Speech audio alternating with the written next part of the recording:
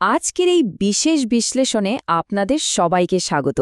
আজ আমরা এমন একটা গল্প নিয়ে আলোচনা করব যা যুগ যুগ ধরে আমাদের একটা চরম সত্য চোখে আঙুল দিয়ে দেখিয়ে আসছে। তো চলুন অহংকারী ছাত্রের শিক্ষা নামের এই চমৎকার গল্পটার গভীরে একটু ডুব দেওয়া যাক আর দেখি কিভাবে একটা সাধারণ ঘটনা পুরো দৃষ্টিভঙ্গি বদলে দিতে পারে। আচ্ছা, শুরুতেই একটা প্রশ্ন করি। শুধু একজন ভালো ছাত্র হওয়াই কি যথেষ্ট? মানে আমরা তো প্রায়ই মানুষের রেজাল্ট বা সার্টিফিকেট দেখে তাকে বিচার করি, তাই না? কিন্তু প্রাতিষ্ঠানিক সাফল্যই কি একজন মানুষের সম্পূর্ণ পরিচয়? চলুন বিষয়টা একটু অন্য দিক থেকে চিন্তা করে দেখি। পর্ব ১, অহংকারী ছাত্র আরিফ, যার মেধা ঢাকা পড়েছিল অহংকারের চাদরে। তো আমাদের গল্পের প্রধান চরিত্র হচ্ছে আরিফ, গ্রামে স্কুলের এক ছাত্র। তার মধ্যে কিন্তু একটা বিশাল দ্বন্দ্ব ছিল। একদিকে সে একাডেমিকভাবে দারুণ সফল, মানে পরীক্ষায় সবসময় ফার্স্ট হচ্ছে, কিন্তু অন্যদিকে তার ক্যারেক্টারে একটা বড়সড় ত্রুটি ছিল। ক্লাসে যারা পড়াশোনা একটু দুর্বল, আরিফ সবসময় তাদের নিয়ে হাসাহাসি করত, তাচ্ছিল্য করত। ওর এই একটা বাজে স্বভাবের জন্য ওর সব ভালো গুণগুলো একদম ঢাকা পড়ে যাচ্ছিল। আরিফের মনের ভেতরে সবসময় একটা কথাই ঘুরপাক খেত, আমি সবার চেয়ে বেশি বুদ্ধিমান। এই একটা চিন্তাই আসলে প্রমাণ করে যে বুদ্ধির অহংকার কিভাবে তার দুনিয়াটাকে একদম ছোট করে ফেলেছিল। সে ধরেই নিয়েছিল যে সেই সেরা, আর তাই অন্যদের সম্মান করার বা তাদের কাছ থেকে নতুন কিছু শেখার কোনো দরকারই তার নেই। এবার আসি পর্ব ২-এ, শিক্ষকের জারের পরীক্ষা এবং বিনয়ের বাস্তব শিক্ষা। তো এরকম একটা পরিস্থিতির মধ্যেই স্কুলে এলেন নতুন এক শিক্ষক, ভীষণ জ্ঞানী আর তেমনি শান্ত স্বভাবের মানুষ।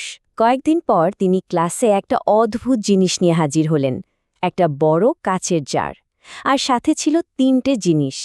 প্রথম ধাপে কিছু বড় পাথর, দ্বিতীয় ধাপে ছোট ছোট নুড়ি পাথর, আর তৃতীয় ধাপে কিছু বালি।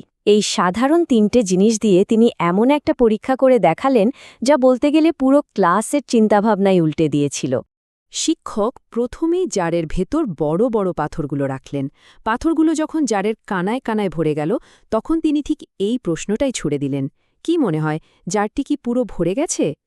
একবার ভাবুন তো, ওই ক্লাসে থাকলে বড় পাথর দিয়ে ভরা জারটা দেখে সবার কি মনে হতো? স্টুডেন্টরা কিন্তু সবাই এক বাক্যে বলে উঠল, জি স্যার, একদম ভরে গেছে। আসলে তারা সবাই একটা সাধারণ দৃষ্টিবিভ্রমের শিকার হয়েছিল।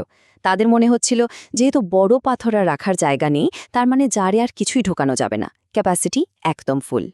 সবার উত্তর শুনে শিক্ষক কিন্তু একটু হাসলেন।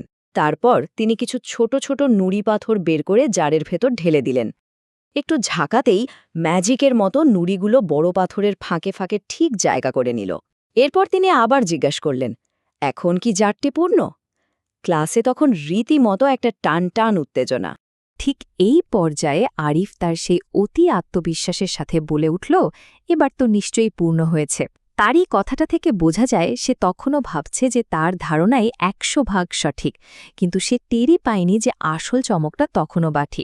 কারণ এরপরে শিক্ষক জারের ভেতর ঢেলে দিলেন বালি, আর চোখের পলকে সেই বালি জারের ভেতরের বেঁচে থাকা শকটুকু ফাঁকা জায়গা একদম ভরাট করে ফেলল। চলুন এবার দেখি পর্ব ৩, এই রূপকটার আসল অর্থ কি, দ্য জার অব লাইফ। পরীক্ষাটা শেষ হতেই পুরো ক্লাসে একদম পিনপতন নীরবতা। শিক্ষক তখন খুব শান্ত গলায় এর পেছনের গভীর ফিলসফিটা বোঝাতে শুরু করলেন। তিনি বললেন, এই জারটি মানুষের জীবনের মতো। যদি তুমি মনে করো তুমি সব জানো, তাহলে নতুন কিছু শেখার জায়গা থাকবে না। কিন্তু নিজেকে ছোট ভাবলে প্রতিদিন নতুন কিছু শেখা সম্ভব। কথাটার গভীরতা একবার ভেবে দেখুন তো, এখানে কাচের জারটা আসলে আমাদের মন বা আমাদের অহংকার। এখানে সরাসরি দুটো সম্পূর্ণ আলাদা মানসিকতার তুলনা করা হয়েছে। একদিকে আছে সব জানার অহংকার, যা ওই বড় পাথরে ভরা জারের মতো, যেখানে নতুন কিছু ঢোকার আর কোনো স্পেস নেই। আর অন্যদিকে আছে বিনয়, যা আমাদের মনকে খোলামেলা রাখে। মানুষ যখন বিনয়ী হয়, যখন সে মেনে নেয় যে তার জানার আরও অনেক কিছুই বাকি, ঠিক তখনই প্রতিদিন নতুন কিছু শেখার একটা চমৎকার সুযোগ তৈরি হয়। এরপর পর্ব ৪, আরিফের উপলব্ধি এবং একজন ভালো মানুষ হয়ে ওঠা। শিক্ষকের এই প্র্যাকটিক্যাল লেসনটা আরিফের মনে রীতিমতো একটা ধাক্কা দিল। এক নিমিষে তার সব অহংকার যেন ধুলোয় মিশে গেল। সে নিজের ভুলটা ধরতে পারল। সে বুঝতে পারল যে শুধু পরীক্ষায় ফার্স্ট হওয়ায় সবকিছু নয়, সবার আগে একজন ভালো মানুষ হওয়াটা জরুরি।